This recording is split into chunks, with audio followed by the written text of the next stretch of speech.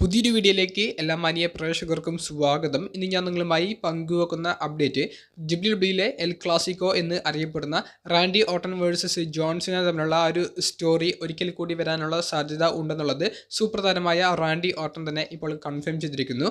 ഡബ്ല്യുഡബ്ല്യുഇയുടെ the bump എന്ന് പറയുന്ന പ്രോഗ്രാമിൽ ഇന്നലെ റാൻഡി ഓർട്ടൺ കൊടുത്ത ഇൻ്റർവ്യൂവിലാണ് ഈ ഒരു ഫ്യൂഡിൻ്റെ സാധ്യത റാൻഡി ഓർട്ടൺ ഒരിക്കൽ കൂടി തുറന്നിടുന്നത്.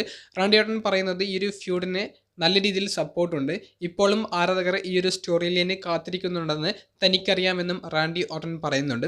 കൂടാതെ റാൻഡി ഓർട്ടൺ പറയുന്നത്, ഞങ്ങൾ തമ്മിൽ ഒരുപാട് തവണ ഏറ്റുമുട്ടിയിട്ടുണ്ട്, പക്ഷേ ഞാനും ജോൺസിനെയും ഒരു സിംഗിൾസ് മത്സരത്തിൽ റസൽമേനിയയിൽ ഏറ്റുമുട്ടിയിട്ടില്ല എന്നുള്ളത് റാൻഡി ഓർട്ടൺ പറയുന്നുണ്ട്. അപ്പോൾ റാൻഡി ഓർട്ടൻ്റെ ഒരു ഡ്രീം മാച്ച് പോലെ റാൻഡി ഓർട്ടൺ ഇപ്പോഴും കളിക്കാൻ ആഗ്രഹിക്കുന്നത് ജോൺസിനെതിരെയുള്ള ഒരു സിംഗിൾസ് മത്സരം റസൽമേനിയ സ്റ്റേജിൽ വെച്ച് നടക്കുക എന്നുള്ളതാണെന്ന് റാൻഡി ഓർട്ടൺ പങ്കുവെക്കുന്നത്.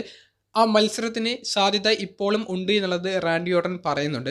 റാൻഡി ഓർട്ടൺ ഇപ്പോഴും ആക്റ്റീവായിട്ടുള്ള ഡബ്ല്യുഡബ്ല്യുഇ റെസ്ലറാണ്. റാൻഡി ഓർട്ടൻ്റെ നെക്സ്റ്റ് ഒരു ബിഗ് മാച്ച് നടക്കുന്നത് റോയൽ റംബിൾ 2024 നിലവിലെ അൺഡിസ്പ്യൂട്ടഡ് ഡബ്ല്യുഡബ്ല്യുഇ യൂണിവേഴ്സൽ ചാമ്പ്യനായ റോമൻ റീൻസിനെ ഒരു ഫേറ്റൽ 4-way മത്സരത്തിലൂടെയാണ് റാൻഡി ഓർട്ടൺ നേരിടുന്നത്.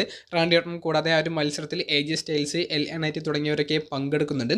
ജോൺസിനയുടെ നിലവിലെ സ്റ്റാറ്റസ് എന്ന് പറയുന്നത് അദ്ദേഹം ഒരു ഷോർട്ട് ടൈം റണ്ണ് കഴിഞ്ഞ് ഇപ്പോൾ സിനിമ പ്രൊജക്റ്റുകളിലേക്ക് ഹോളിവുഡിലേക്ക് തിരികെ പോയിരിക്കുകയാണ്.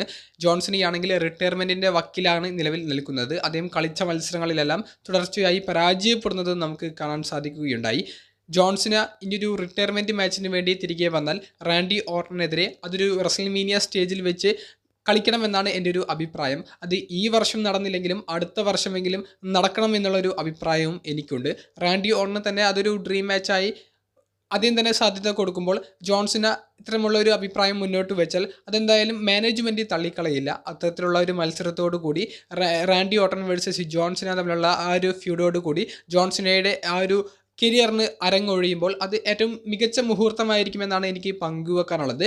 റാൻഡി ഓർട്ടൺ തന്നെ മത്സരത്തിൻ്റെ സാധ്യത ഉണ്ട് എന്ന് പറയുമ്പോൾ ആ ഒരു ഫ്യൂഡ് ഒരിക്കൽ കൂടി വരും എന്ന് തന്നെ പ്രതീക്ഷിക്കാം. അത്തരം ഒരു മത്സരം നടക്കുകയാണെങ്കിൽ ആരാണ് വിജയിക്കാൻ സാധ്യത? നിങ്ങളുടെ അഭിപ്രായം കമൻറ്റ് ബോക്സിലൊന്ന് രേഖപ്പെടുത്തുക.